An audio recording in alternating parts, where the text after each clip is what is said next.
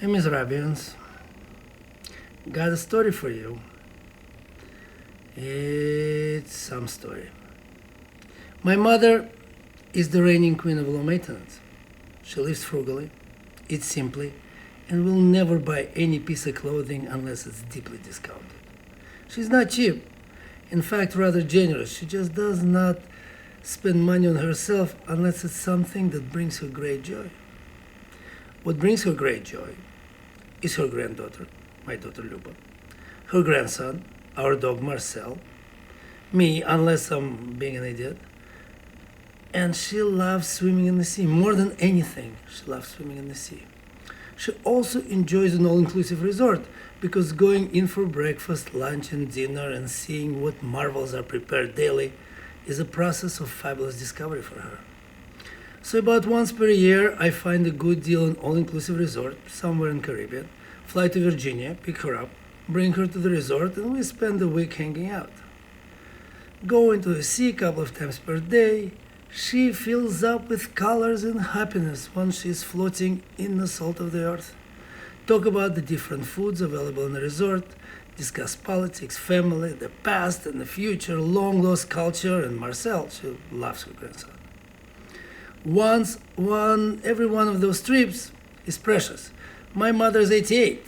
We treat each one of those as the last chance for her to go float in the sea. I missed the trip last year. There was a combination of personal and practical reasons that would not allow me to do this until early spring. We booked a week in the Dominican Republic and we're going, no matter what. That actually is not exactly true. My mother is, as mentioned, the queen of low maintenance. If I was to call her and say, sorry, we have to cancel, I got work, love, health, dog issues, she would accept it without hesitation. But for me, it was no matter what. My mother has been the greatest cornerman for me throughout every one of the many brutal rounds of my wonderful life. And this was one thing that I knew made her truly happy, so I was going to make this happen. In February, coronavirus moved into our lives. I was, of course, concerned. My mother is of the age when infection will easily turn lethal. We discussed it. I told her that traveling would be tense, but she said, if you're in, I'm in. I've lived every day as if it was my last, and I'm not stopping now. And while the concern was there, it still seemed manageable. If I cough during my tours in February, I joke, this is no coronavirus, just an unfortunate case of asthma. And people laughed. Don't think that joke would play now. So on March 11th, wearing blue latex gloves and packing a miniature bottle of hand sanitizer I paid a fortune for online, I boarded a KLM flight to Virginia. As soon as I got to the airport, I could see things were different.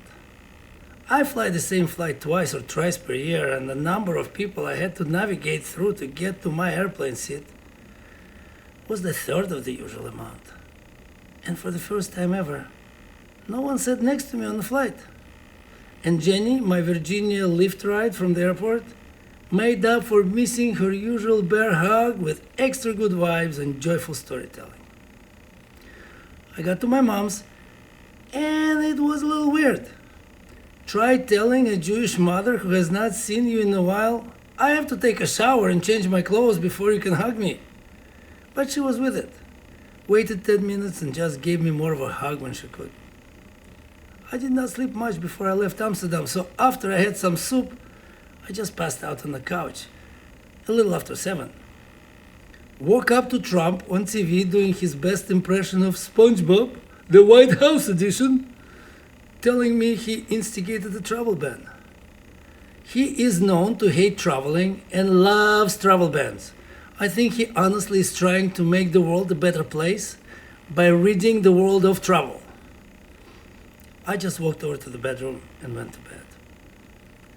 Woke up before 3, jet lagged. Went to the computer to read up on what kind of self-swatting was he up to now.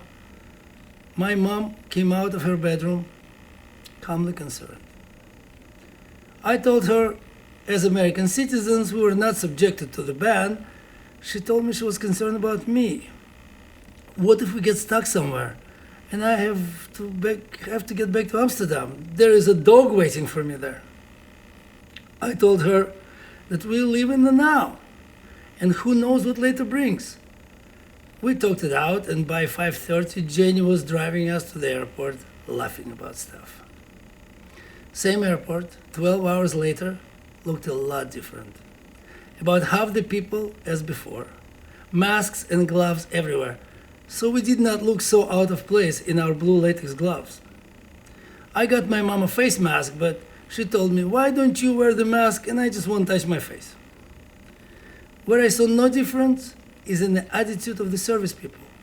People running the counters, checking us in, people selling coffee and cleaning up, just went about their jobs like it was a Thursday. I hope that when the story of now is written, the people who stayed calm and competent, just did their job without adding to the stress, will be celebrated as heroes. Because the world has better grow some sense after this. 3.5 hours, and we landed in Punta Cana. That was the same as the last time I was here. Bunch of mixed-race people happily going about their business.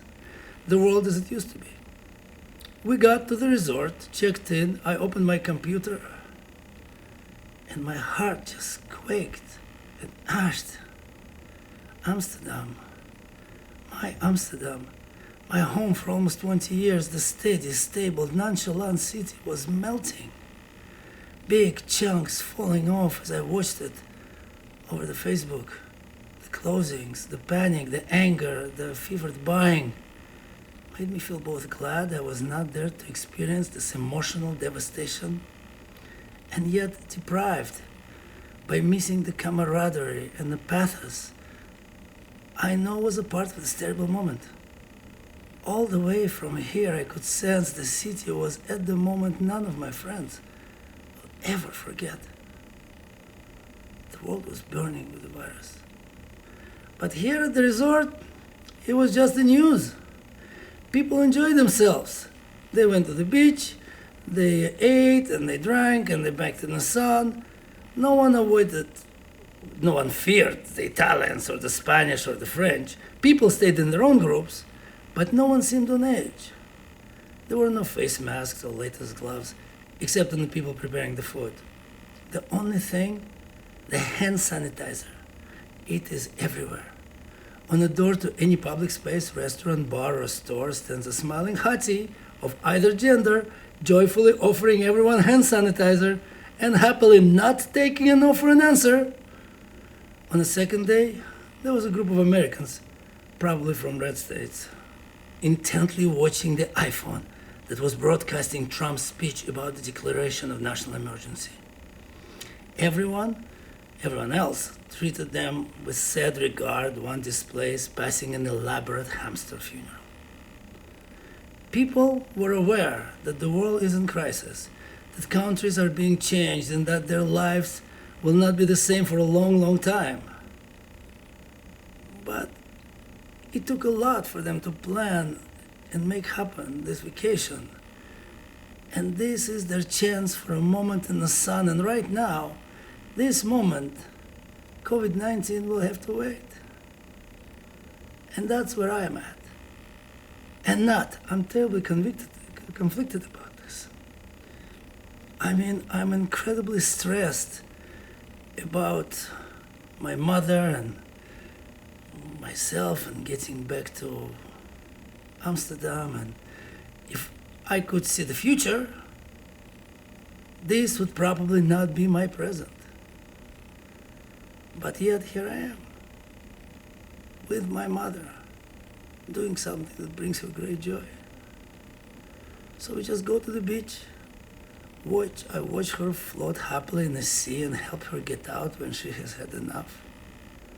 I join her in daily investigations of all-included wonders, sharing with her discoveries of particular taste for morsels. And I delay the inevitable, the madness of the airports, the certain tension of going through customs, my concerns about my practical life waiting for me in Amsterdam. Am I afraid? To be honest, I am. I don't know what will be involved in my getting back to Amsterdam in 10 days. Will they let me in, or will I spend weeks in a quarantine?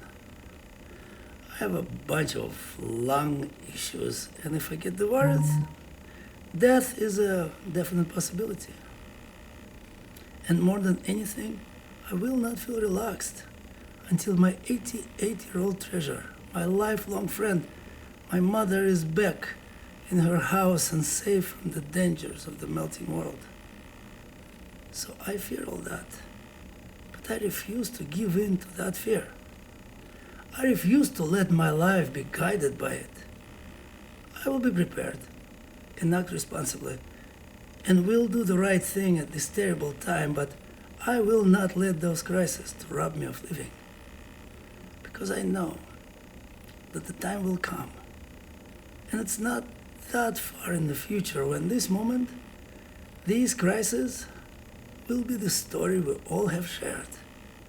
And we will tell our side of this story to each other for many happy years to come. Stay happy out there, guys. It's possible.